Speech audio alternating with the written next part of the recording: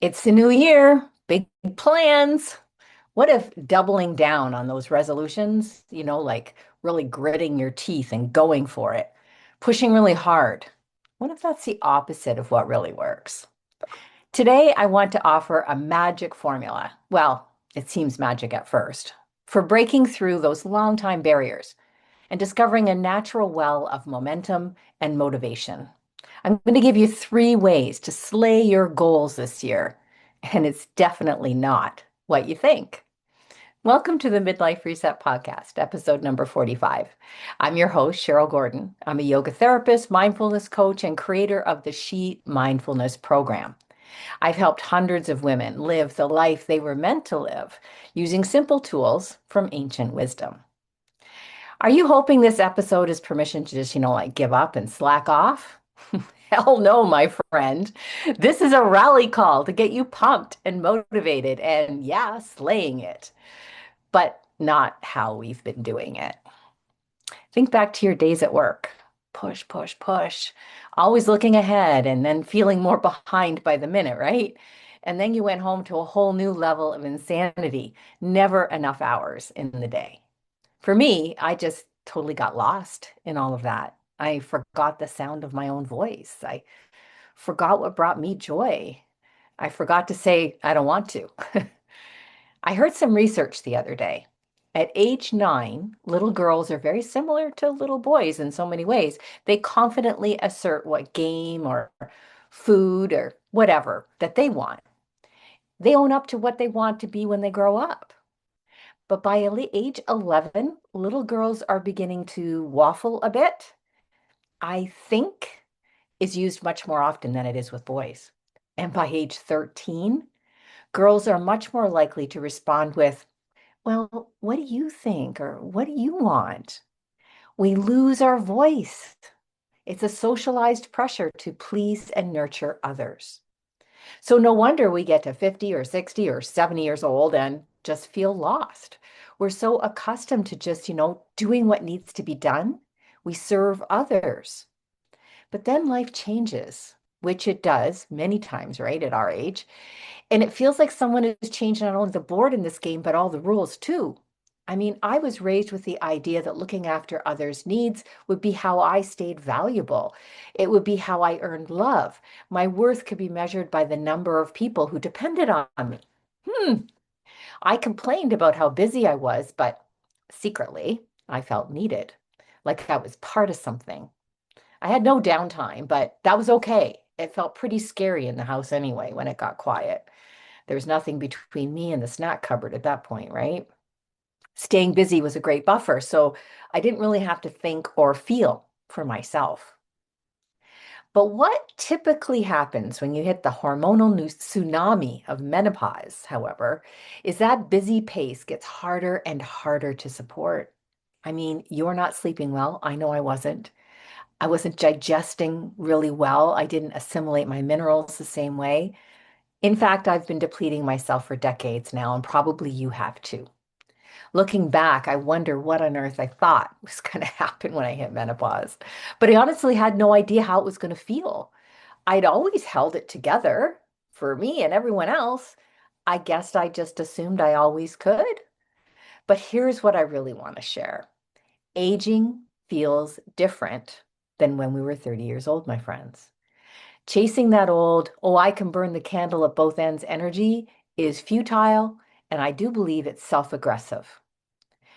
We can be wiser. And I want to give you 3 ways to achieve your goals without burnout and without that desperation energy.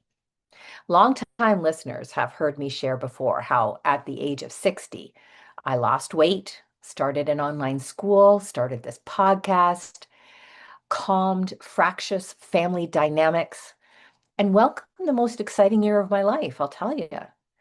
This was possible by being kinder to myself in so many ways. And that is the simple truth. Part of the process, and I share more in my free 5-step midlife reset masterclass. I'll put the link to that in the show notes. I would highly recommend giving yourself an hour to watch it. But I learned really how to effectively use therapeutic rest. Let me explain. Here's the typical scenario. After a day of holding everyone else and their shit together, you finally collapse on the couch with a remote in one hand and a glass of wine in the other. This is your downtime, your reward for slugging it out all day. Although quite enjoyable, it's not truly supercharging your depleted battery. In fact, that action movie that you're enjoying or that beautiful glass of wine, it may interfere with that all important sleep later tonight. I mean, I knew this intellectually. I'm sure you do too, but I was too damn tired to do anything to change or do anything about it. And maybe you are too. So we've been there. Now, the result of decades of this coping was uncontrolled weight gain, the interrupted sleep. I had so much anxiety, joint pain, despite all my yoga stuff, joint pain. And I just felt like things that used to feel normal didn't feel that way anymore. I didn't fit with my friends like I did before. I didn't know what to do about work. I love yoga, but I didn't know what I felt about going to teach anymore. Mm, Everything kind of pissed me off, to be honest. So I finally reached out and got some help. And many of these teachings are assembled in the She Mindfulness program I mentioned earlier. But you can get a taste of the whole approach in that free masterclass I mentioned, the 5-step midlife reset. All the well-meaning advice and the most fantastic tools mean nothing if you are as depleted as I was. And most of us are, girlfriend. If you're honest, you look in the mirror and you don't need more concealer. You don't need a facelift. You don't need a new supplement. You're just exhausted. I mean, we grind into menopause with exhausted adrenals, low-grade chronic health concerns. I mean, we've had gluten stuff going on. We've had, like a shoulder that won't heal. You know what I'm talking about. Maybe there's some autoimmune stuff, skin rashes. We grind into menopause with all that's already going on. And we didn't take any time to pause or widen out our look. We just kept grinding it out like we always have. So, this is the superpower that we all have. This is what I want to hone in on today. Therapeutic relaxation. So hear this. Relaxation will get you to your goals. Maybe it's losing weight. Maybe it's like me, I'm trying to build a business now. Maybe there's a relationship that really needs to be fixed in your life. Relaxation will get you to your goals because it creates a grounded state that feels connected, safe, and capable. An exhausted nervous system cannot support new learning. It can't afford any resources in order to shift to better habits. It can't grasp the new concept that's necessary to motivate a new behavior. Knowing all this, which I knew very well as a yoga therapist, you might understandably ask, Cheryl, why didn't you just rest more then when you were going through all this? Well, it seems so clear in hindsight. I mean, I know the research, I taught the practices. I even have a nice space set up in my house with all the bolsters and mats and blankets. And over the years, I've seen so many clients who had all the resources too, but still failed to put the tool into practice. And now I can say I'm part of that alumni. We get so accustomed to the hamster wheel that we just don't see the forest for the trees. That's why I needed to reach out for help, and why you, as my powerful, overachieving friend, may need to reach out for help too. So if you just take a little more time on the couch with a remote, will that magically make all your dreams come true? I'm sorry. The answer is no. What I'm suggesting is that we use relaxation strategically. This podcast is not a free pass to slack off, girlfriend. In order to achieve your dreams, you gotta show up. It will involve planning, maybe journaling, exercising, researching. Definitely will mean trying some new things and so much more. That does sound exhausting, right? All that stuff, all the things. And it can be if you're still in that grinding away mindset, just using sheer willpower and yes, self-aggression. Negative self-talk. You're a loser if you don't do this. If you're using that, yeah, it's going to feel like a major grind. What softens all that grasping energy is the self-care, the self-compassion, and the gentler self-talk. We find our way to this energy by taking rest. Now, here are the three ways that you can strategically insert therapeutic relaxation into your day to support your motivation, to build that momentum, and get to those lasting changes that you keep talking about. Okay, you ready? I'm going to do the three kind of things that we can look at today. The first one is a mindfulness snack. These are small breaks in the flow of your daily living that take about 5 minutes or less. One of my favorite is the 3 minute breathing space. And you know what? Let's practice it right now. If you're driving, maybe not a good time, pause the podcast and come back to us when it's safer. But even if you're at work, no one will notice for just 3 minutes. Or if you're at home listening to this podcast while you're doing dishes, 3 minutes won't matter, right? It won't put you that far behind. Okay, find a comfortable place to be. You can do this standing, seated, or lying down.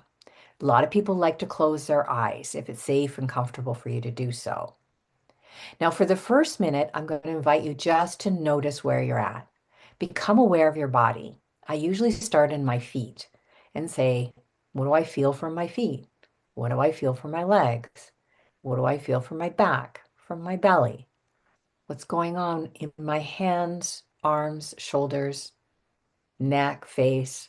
And I'm simply just noticing any sensations, if any. Sometimes I'll notice when I take a break, I feel pretty buzzy. Things are pretty tense. Then I notice the thoughts in the brain. And all thoughts are welcome here. You don't have to edit your thoughts. Maybe there's some pretty cuckoo stuff going on. That's okay. Just noticing your thoughts. Good. Okay, that's the first minute already gone. Now, a lot of people find it helpful to place one hand on their lower belly. We're going to take all of our attention, if we can, and center it on our breath. So we're breathing in and out through the nose, maybe. And we're simply noticing when we inhale and notice when we exhale. That's all there is to it. Breathing in and breathing out. The hand on the belly is sometimes helpful because you might feel some movement in your belly that coordinates with your breath. The belly might rise a little on the inhale and then fall back into your body on the exhale. I know there's a million other things you could be doing right now, but just take one more breath and just feel your breath come in and then leave. For the last minute of the practice, we just open up the lens of our awareness again and pay attention to that body again. Briefly scan through the body like we did before, noticing what's going on. In the background, you're still aware of your breath coming and going. Notice your thoughts. Be aware of your mood or your energy level. And just notice any subtle shifts or changes in the couple minutes that you have been breaking from your normal flow of activity and dropping into your personal experience. And there you go. That's all there is to it. 3 minutes. This is why the 3 minute breathing space has so much research behind it, and it works for people. We're shifting our brain from being like in the weeds to watching the weeds. It takes activity out of the amygdala, which is in the emotional part of the brain where we have anxiety and things like that, to the these are more reactive parts of the brain at the back, to the front of your brain, your prefrontal cortex. This is where your executive function lives. And as soon as you step out of the weeds and start watching the weeds, you become the observer. Literally, more of your brain becomes available to you. You get smarter, like in 3 minutes. Consistency is key here. Regular practice trains us in that ability to be able to shift gears, to move from the back to the front. Waiting until you're super frazzled or you're really upset about something is too late to practice the 3 minute breathing space. It can work in helping you to find some space before you react to something, maybe save yourself a fight or two, but it's not going to make these brain changes. Consistency is where the changes come in the brain. Now, you might like the 3 minute breathing space, or you could try other snacks. There's apps that I love to use. The one I use is Insight Timer, but there's lots of them, and there's meditations on there. They're as quick as 3 minutes to 5 minutes. That's very effective. Or there's so much information on breath work. Of course, as a yoga therapist, I love that stuff. A breathing break for 2 or 3 minutes, which again, you can do almost anywhere in almost any position. That one you could even do driving in the car, breathing break. The key to remember is that you don't have to jump off your life and have this like super Zen experience. You don't have to leave other activities entirely in order to get your brain to reset slightly. The more often you do it, the more effective the tool becomes. So, mindfulness snacks. All right. Here's a little bit more intensive therapeutic rest technique that I use called restorative yoga. Here's my story. My biorhythm, does anybody talk about biorhythms anymore? It's really low energy in the late afternoon. And this is when we typically would reach for a coffee, a candy bar, glass of wine.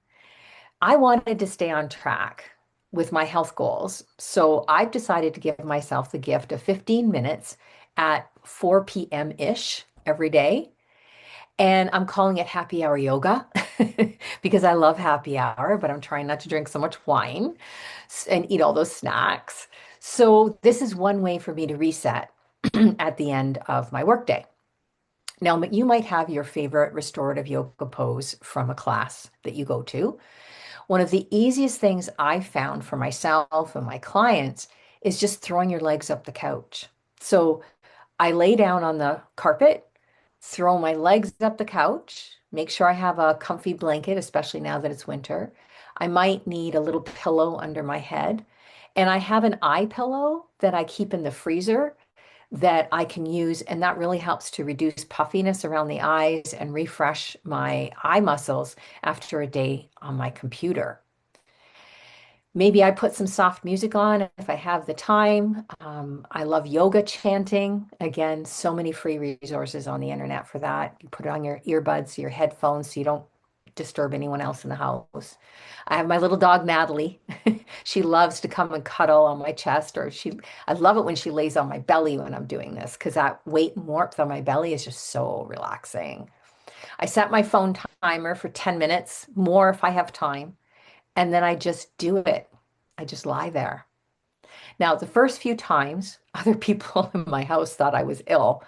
Some of my clients rebel against the impression that they like need a nap, like they're getting old. And I know most of us will still have a lot of things to do by, say, 4 p.m. in the afternoon. You got a lot of stuff to get done yet in the day, like making supper or whatever. And I know it feels awkward just to lie around in the middle of the day. There's nothing between me and my thoughts but an eye pillow. Ah, but I've come to treasure that respite because I mean, I have read the research on the power of the pause, but to actually see how my life is reshaping because I drop out regularly, well, it's amazing. It really is. I sometimes wonder at how I'm getting all this stuff done in a day. I'm getting more done now than I did 20 years ago. Who figured? So this is an exciting time for me, and I really want it to be an exciting time for you. So this is my second tip. Do a restorative yoga pose. And this is why it works. I always want to know the why. As the day progresses, your unconscious or habit brain, that one that's located in the back that makes all those emotional decisions, it's called upon to handle more and more stuff as the day goes on because brains take a lot of energy to run, and doing things by habit is more energy efficient. Trying something new is exhausting for your brain. This little recharge for the body and mind, a restorative pose, will armor you for the decisions facing you for the rest of the day. Some of the decisions that I face after my restorative break are what to cook for dinner, how much to eat at dinner, Am I going to have that glass of wine or not? At night, am I going to snack? Am I making popcorn? And if my husband does something to piss me off, am I going to pick a fight with him? I'm going to tell him he's not doing the dishes right or something. All of that stuff, I could make habitual decisions around, just go with my what I've always done, which is not always pretty, my girlfriends. Or can I bring those decisions in more alignment with my goals because my brain's had that rest? And that's what I think is a real superpower is when you can be on your game, even when you're tired, exhausted, and burnt out at the end of the day, because you're not quite so tired and exhausted and burnt out, right? You did the therapeutic rest. So I don't know why, as women, we expect that we can go full tilt, all eight cylinders all day long, and still have everything to offer at 6 o'clock at night. And then I'm going to a Zumba class too, right? So try the rest break. It really works. All right, number three, and this will be a great tool for all of my yogi friends, stretch breaks. It's not big news that your body feels tension and gets contracted from it. Most of us associate stretching with like going to a full yoga class, or maybe you do a little stretching at the gym after your workout, which is great, wonderful on both counts. I teach a lot of yoga, so I want you to come to my yoga class. But every little worry you had today, every sideways glance, every loud noise, it's all been registered and stored somewhere in your physical body. You know, hours at your desk, or if you have to drive a long distance, can leave you stiff and sore. But all this can be shifted with such small movement breaks. Not only will you ease that stiffness, but you'll have the amazing brain benefit of clearer thinking and more energy. So let's try it right now. Stand up if it's safe for you. I'm going to do so too. And rise up onto the balls of your feet and then lower your heels a couple times. Doesn't have to be anything great. You can hang onto the desk like I am or onto a chair. Good. And then when you inhale, stretch your arms out to the side. And as you exhale, give yourself a little hug. Inhale, open up again. Exhale, make the other arm go on top this time. Good. Just once or twice, 3 times, 4 times. Good. Now, take your arms out to the side as you inhale. And as you exhale, tip to one side. Inhale, come back to center. This feels so good. I've been at my desk so much today. And exhale, tip to the other side. You can do that a couple times on each side. Good. And if there's any other stretches that you want to do while you're on your little stretch break, by all means. But I can already feel a difference. Why this works. This is so much fun. The neurochemical signature of every thought or every emotion is stored in your system. This is a brilliant survival strategy because if anything like this ever happens again in your life, any of those loud noises or sideways glances or anything like that, every little shock that your body gets, if anything ever happens like that again, your brain can send out the reactionary hormones so much faster if it's on automatic pilot. So there's this huge vault of all the sensory experiences that you've ever had stored up here. So if you ever smell that smell or hear that sound, the body will start to react instantaneously. Now that's a lot of physical stuff going on unconsciously, moment to moment. This is why we get tired. So a little stretching like we just did loosens up all the relationships, gives the brain newer, more pleasant, and relaxing data to work with. It can stop the exhaustion that comes with all this bracing and tension. Okay, so let's recap. Training your relaxation response equals easier learning, more creativity, clarity, and calm. Pushing and grinding create the opposite state of mind. So to achieve our goals and dreams, soften and strategically insert therapeutic rest on a consistent basis. Today we talked about 3 different tools, but there are so many. The 3-minute breathing space we did today, restorative yoga pose, and then that little stretch break. And it really doesn't matter what you do, as long as you remember that the true reason why you're doing these things. You are nurturing yourself. You're opening space for self-compassion. You're working with your natural wiring instead of straining against it. Now, if you'd like to learn more about all of this type of wisdom, there is the free masterclass, the 5-step midlife reset. I'll put the link for that in the show notes. It's about 1 hour, and I lay out about 5 different steps that are really pertinent for us at this age that help us incorporate this sort of not pushing so hard, but working smarter ideas. If you're looking for a deeper dive, I do have that transformational program called the She Mindfulness Program. It takes several months, it's online, and it leads you through everything with worksheets, coaching, everything. I'll put that link in the show notes as well. Thanks so much for hanging out with me today. And why don't you go to have a little, mindfulness break? Namaste. Hey, girlfriend, I'm so glad that you're listening to this podcast. But I wonder if you wanted to take the work a bit deeper. Would you like to feel lighter, sleep better, and wake up energized again?